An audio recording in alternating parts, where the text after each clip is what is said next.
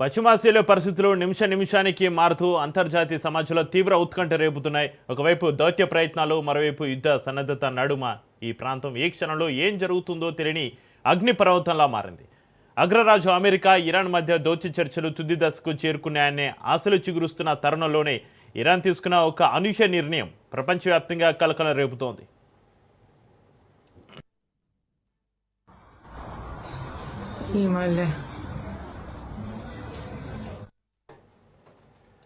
దేశంలోని పశ్చిమ ప్రాంత గగనతలాన్ని ఈ నెల 25 వరకు పాక్షికంగా మూసివేస్తున్నట్లుగా ఇరాన్ విమానయాన సిబ్బందికి అత్యవసర హెచ్చరిక నోటం జారీ చేసింది.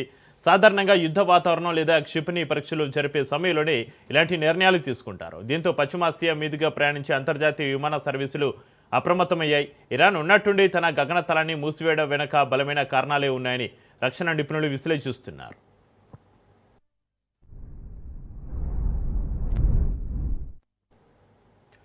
మరోవైపు అమెరికాతోటి జరుగుతున్న దౌత్య చర్చలు చివరి నిమిషంలో విఫలమైతే ఇరాన్ పైన సైనిక చర్యకు అమెరికా అధ్యక్షుడు డొనాల్డ్ ట్రంప్ సన్నద్ధమవుతున్నట్లుగా వస్తున్న వార్తలు ఈ ఉధృత పరిస్థితులకు మరింత నెయ్యి పోసాయి.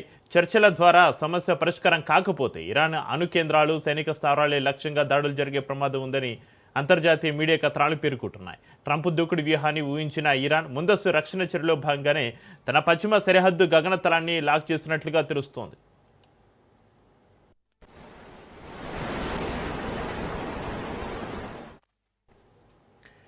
ఇక పశ్చిమ సరిహద్దు గగనతలాన్ని ఇరాన్ లాక్ చేయడానికి సంబంధించి మరింత సమాచారాన్ని మా ప్రతినిధి సునీల్ లైవ్లో అందిస్తారు. సునీల్, ఇరాన్ ఇజ్రాయెల్ యుద్ధం మళ్ళీ ప్రారంభమయ్యే అవకాశం ఉందా అంటే జాతీయ మీడియా కథనాల్లో ప్రసారమైనటువంటి కథనాలు చూస్తే అవుననే సమాధానం చెప్తుంది. ఎందుకంటే ఇరాన్ అదేవిధంగా అమెరికా, ఇజ్రాయెల్ మధ్య ఒప్పందాలు చివరి దశకు చేరుకున్న తర్వాత కూడా మళ్ళీ ఏ క్షణంలోనైనా ఆ ఒప్పందాలు సమీకరణలు మారితే ఏ క్షణంలోనైనా ఇరాన్పై అటు అమెరికా ఇరుచుకపడే అవకాశం ఉంది. అదే తరహాలో ముందస్తు చర్యలో భాగంగానే అటు ఇరాన్ కూడా ఇప్పటికప్పుడు తమ సైనిక చర్యలు అంటే సైనిక స్థావరాలు, విధంగా తమ సంబంధించినటువంటి ముడి చమురు సంబంధించినటువంటి కంపెనీల దగ్గర కూడా సురక్షితంగా ఏర్పాటు చేసింది. ఇందులో భాగంగానే పశ్చిమాసియా సంబంధించిన గగనతలాన్ని మొత్తం కూడా క్లోజ్ చేసింది. ఇప్పటికే ఈ నెల 25 వరకు కూడా విమాన రాకపోకలు మొత్తం కూడా నిలిపివేస్తున్నట్లు కూడా ఇప్పటికే ఇరాన్ ప్రకటించింది. అయితే అమెరికా వైపు దౌత్య చర్చలు కొనసాగుతున్న నేపథ్యంలో ఒకవేళ చర్చలు విఫలమైతే ఏ క్షణంలోనైనా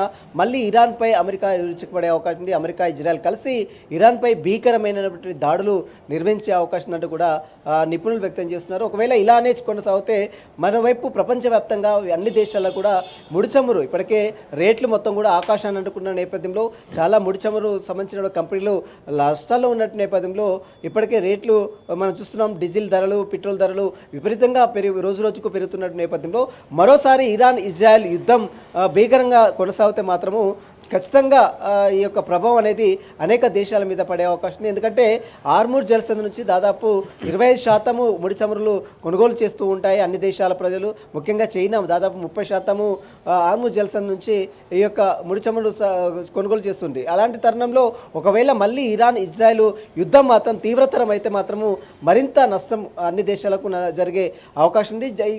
ఇప్పటికే మొత్తం కూడా అన్ని దేశాలు అటు అమెరికాతో ఉన్నటువంటి స్నేహ సంబంధించిన దేశాలతో పాటు మిత్ర దేశాలు కావచ్చు, మరోవైపు ఇరాన్తో ఉన్నటువంటి గల్ఫ్లో ఉన్నటువంటి కొన్ని మిత్ర దేశాలు కూడా ఈ చర్చలు మొత్తం కూడా సఫలం కావాలి, ఎట్టి పరిస్థితుల్లో విఫలం కావద్దంటే అనే సూచన అన్ని దేశాల ప్రజలు కూడా, అన్ని దేశాల నాయకులు, అన్ని దేశాల అధ్యక్షులు కూడా చేస్తున్న పరిస్థితి కనబడుతుంది. ఇప్పటికే అమెరికా అధ్యక్షుడు ట్రంప్ మరి దీనికి సంబంధించిన విషయంలో రోజుకొక కామెంట్ చేస్తూనే ఉన్నాడు. ఖచ్చితంగా ఇరాన్ని మాత్రం ఈసారి ఎట్టి పరిస్థితుల్లో ఉపేక్షించేది లేదని ఒకవైపు ట్రంప్ రోజు రోజుకు హెచ్చరికలు జారీ చేస్తున్న నేపథ్యంలో మరి ఇప్పుడు దౌత్య చరిత్రలు తుది దశకు చేరుకున్నాయని అందరూ భావించారు. ఖచ్చితంగా ఈ చర్చలు సఫలమవుతాయని అందరూ ఊపిరి పీల్చుకున్న సమయంలో ఒక్కసారిగా ఇరాన్ తీసుకున్నటువంటి ఈ యొక్క చర్యలు కావచ్చు, ఇరాన్ పశ్చిమాసియా సంబంధించిన గగనతలాన్ని పూర్తిగా క్లోజ్ చేయడం, అదేవిధంగా ఎయిర్పోర్ట్లు మొత్తం కూడా మూసివేయడం పట్ల ఇక ఖచ్చితంగా యుద్ధం అనివార్యమే అంటూ కూడా ఒక సంకేతాలు అయితే బయటకు వస్తున్న పరిస్థితి కనబడుతుంది. మరి చూడాలి ఏ విధంగా ఈ చర్చలు విఫలమవుతాయా, సఫలమవుతాయా అనేది కూడా